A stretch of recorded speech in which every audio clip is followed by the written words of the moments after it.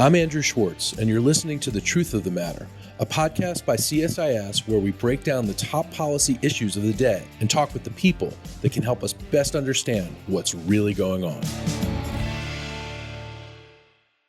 To get to the truth of the matter about one of the reasons why egg prices are skyrocketing in this country due to bird flu, we have with us my colleague Michaela Simoneau, who is an associate fellow with the CSIS Global Health Policy Center. Michaela, can you give us a background on this initial outbreak of bird flu and what this virus is and what it's becoming?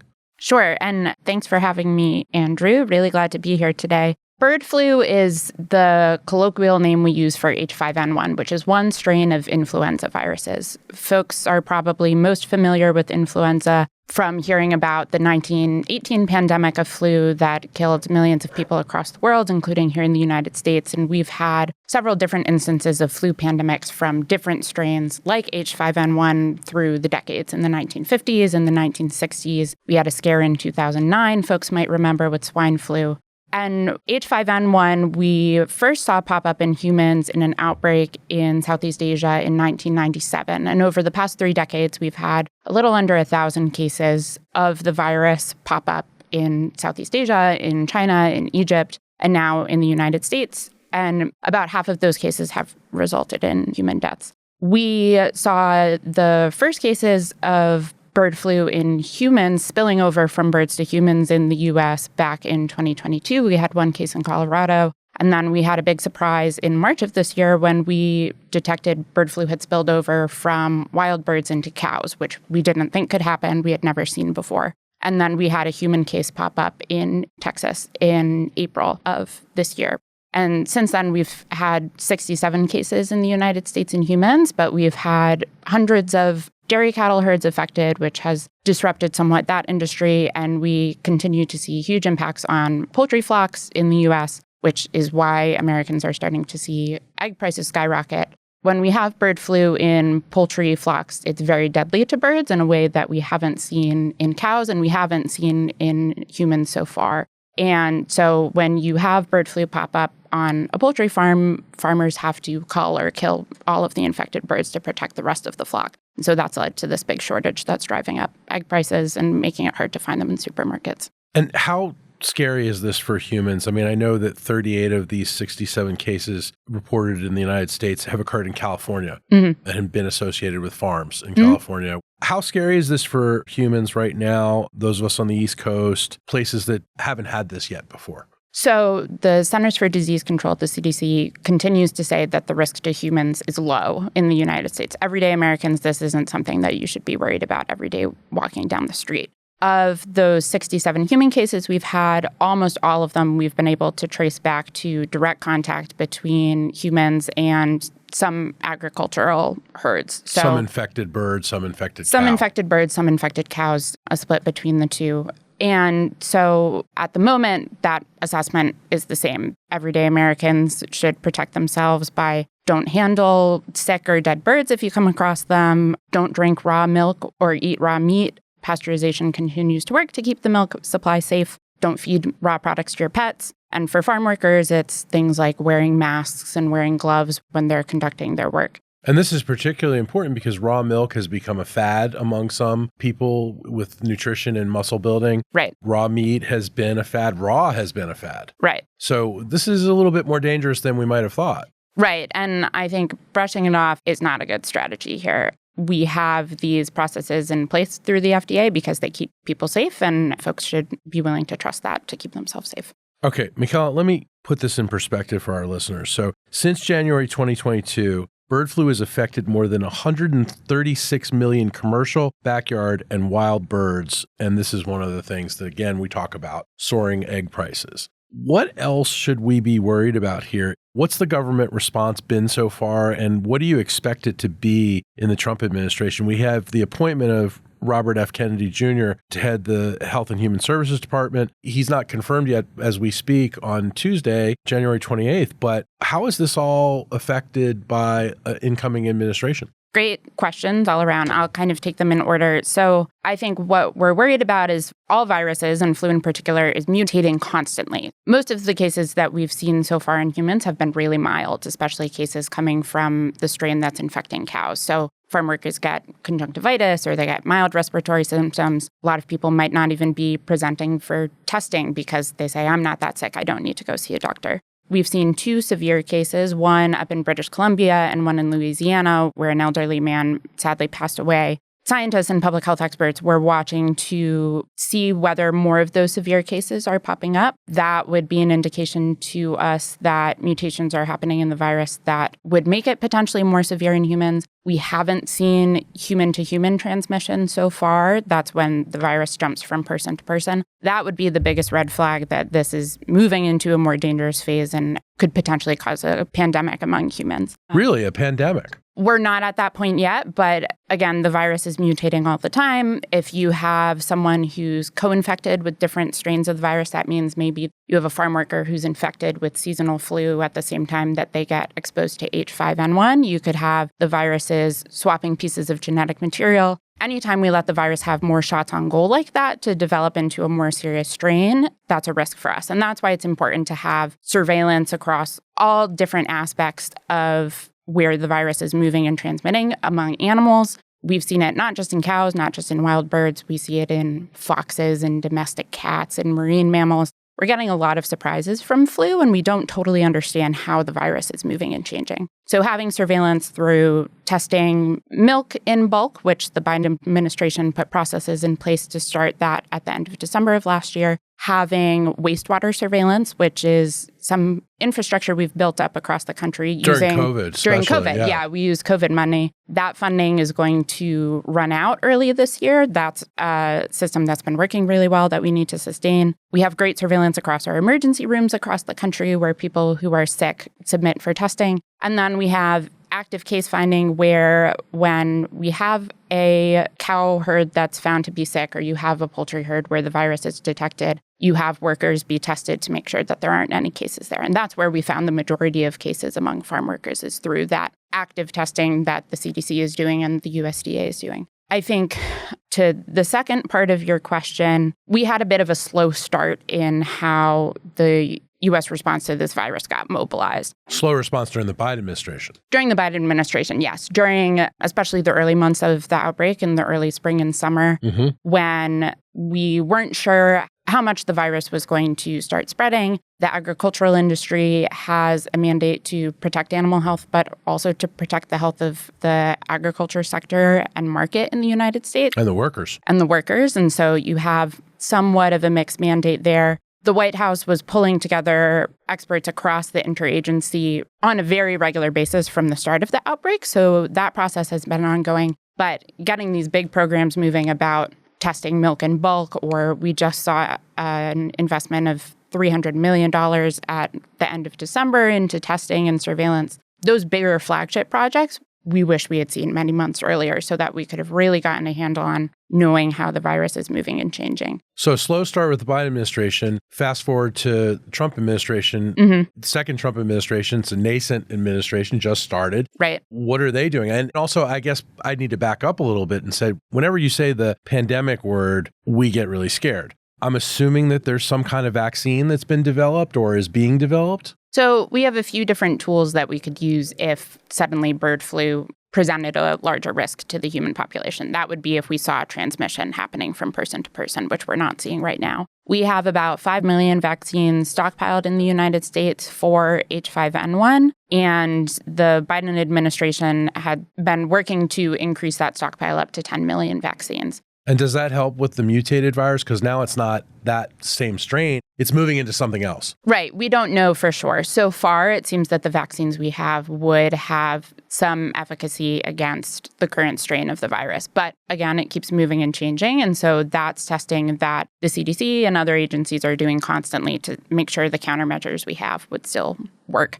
We just had a contract that went out to Moderna in December for $590 million to develop an mRNA vaccine against bird flu. That's good because mRNA vaccines you can develop much faster than traditional vaccines that are produced through eggs. In addition to vaccines, we some listeners may have taken Tamiflu before if they have the seasonal flu. That has still shown to be somewhat effective against H5N1 infection, but we don't want to put all our eggs in one basket. So there's other research and development going on across the U.S. government to develop other therapies. I think some dangers coming into the new administration, you want to make sure that there's a smooth handoff from one to the other. We are worried right now with some of the pauses in communications from health agencies, the impact that could have with sharing of information and coordination between the federal level and the state level and local farmers who are just trying to do their jobs. We have seen case numbers for bird flu be updated, so that's one of the areas where they've made exceptions to ensure that emergency information is getting out there. But making sure that's continuing, making sure that there's senior leadership in place across the health agencies that keep moving the ball and keep their eyes on the ball on this is really important moving forward. And ensuring that those programs, such as wastewater surveillance that are at risk of running out of funding, get a new infusion of cash so that they're able to keep running into the summer months. Are you also concerned, Michaela, that President Trump has, initiated a freeze on federal funding pretty much across the board? And what they're trying to do is they're trying to understand, where's the waste? How much can we save? Where's the efficiencies? But what does it do to this equation to freeze? I mean, obviously they're trying to make things better, but we've got a problem here, and maybe some of that funding could hamper our impact in countering this bird flu. Right. And I think if you look at some of the statements prospective Secretary Kennedy has made also about we're going to take a break from infectious disease. We could say we're taking a break from this virus, but the virus isn't going to take a break. It's going to keep transmitting. It's going to keep moving and mutating. We might be done with it, but it's not done with us. Right. And so constant vigilance is kind of the name of the game here. And so I worry when you have these pauses in funding that you might be running counter to that mission. We know from some state and local partners that there have been exceptions to that halt on funding for things like diagnostic labs. They're still able to test for bird flu in the states, which that's important. We hope to see more of that happening. But I think these funding freezes have an impact on the wider ecosystem too. If you talk to industry partners who might be thinking about investing in new therapies or vaccines, and research and development on these countermeasures take months, they can take years, and they take huge infusions of cash. So you need signals from the administration that they're going to be interested in that kind of innovation and that kind of investment, rather than pull the carpet out under these industries and suddenly they've invested all this money for what? And that funding needs to be in place now, and that research needs to be happening now so that if this was to become a larger emergency, if we were to see human-to-human transmission, we have those elements in our arsenal that we need to protect Americans from the virus. You mentioned communication and communication between agencies being potentially cut off, harder to do. We know that communication during COVID was essential, and the government had its moments of communicating well and it had its moments of not communicating well. How important is the communication piece of this? It's essential, and I think one thing that has been a steep learning curve in this outbreak, even compared to the COVID pandemic, is because we learned during the COVID pandemic that a public health emergency affects more than the public health workers. It impacts your economy, it impacts your national security, touches all aspects of society. Schools, etc. Here you have a situation where you have an outbreak in humans at the same time that you have an outbreak in animals of different kinds. And so you have all of these different worlds that are trying to talk to one another. That's going to be complicated regardless of what the situation is where you might be trying to halt some public communications. And it's all compounded, of course, by misinformation, disinformation. Right. And a sense of fatigue from the American people. And I think this was one reason why elements of the government were slower to respond back in the springtime was, Americans are exhausted about hearing of pandemics, and you don't want to raise a flag and say this is a problem before it really rises to the level of an emergency. So I think just being honest with the American people about what we know today, what we don't know today, and what could potentially change tomorrow, that's science and that's good scientific practice. But a lot of Americans have lost trust in that process. And and you're saying they might, back in the spring, the Biden administration might not have been as honest on this as they could or should have been. I think the Biden administration did learn the lessons from COVID about being honest about what we know and what we don't know. I think that some elements of the Biden administration had a challenge getting some higher level political actors taking this seriously because they didn't want to cry wolf and say that this was an emergency while we're still saying that the risk to humans is low. So how do you find that balance between this is what preparedness looks like if this could rise to the level of a threat versus here's what we're doing today when it still is a low threat? And I think that nuance is hard to get out in a soundbite on the day-to-day. More broadly, I think we're mostly focused on what the impact of bird flu is in the United States, but it's not just a U.S. issue. This virus spreads through migratory birds that are flying all over the world. We have outbreaks in Europe. We have outbreaks in Southeast Asia. There was a human case in the United Kingdom that was just detected yesterday. We have cases in Cambodia. And so our partners across the world are looking to the United States and saying, what's going on? Yeah. And I think the new Trump administration, there's a risk of losing some U.S. credibility in the world if we're not able to give a clear answer to our partners about what is happening. And with recent steps of removing ourselves from the World Health Organization and things of that nature, we're removing ourselves from that global conversation at a time where our partners are really worried that we're not stepping forward in the way we need to be. As you know, Michaela, our colleague Steve Morrison and myself were pretty tough on the administration, the Biden administration, on communication. We weren't the only ones, of course, but we pushed them really hard in our podcast, in Steve's work, et cetera, to better communicate about COVID. It sounds like there needs to be an effort to really communicate about this as well. In the meantime, one of the things that I think all of our listeners might want to know, I certainly want to know, is how can Americans protect ourselves from this? Like, we don't have that guidance as of yet, at least that I know of. Yeah, I think if you are an everyday American who's not working on a farm, again, you shouldn't be worried about this just as you're walking down the street. You can protect yourself by, again, staying away from raw milk and raw meat, making sure that if you're feeling sick, you wear a mask like you would in general, that you avoid coming into contact with other people as much as you can. And if you are a farm worker, paying attention to the guidance that's coming out of the CDC and other agencies about wearing masks and such. They've been good about providing those specific instructions for people who might be at higher risk of exposure. And then going forward, listen to what the health agencies are saying, listen to what scientists are saying outside of the health agencies at academic centers and labs across the country, where people who are on the ground working in states watching this much more closely on the day-to-day and have that on the ground intel that they're able to share. Michaela, I really appreciate this. I hope this isn't something that we have to keep talking about over the next months and so on. But this is a really good primer, and I think our listeners are going to really benefit from knowing that CSIS is on the case, that you're on the case. I should mention you had a report come out about this a couple months ago. It's on our website. Tell us what it's called again. Yeah, our report is called The United States Needs to Step Up Its Response to Bird Flu. And I think that has been the case and continues to be the case for the incoming Trump administration. I want to give a huge shout out to my co-authors, Sophia Hirschfield and McLean Spear, who did incredible work with me on this project. And just thanks again, Andrew, for having me on today. I agree with you. I hope this isn't something that we need to keep talking about, but this virus is in birds and it's going to keep spreading. And so we just have to keep our eye on the ball. Really appreciate it today, Michaela. Appreciate it.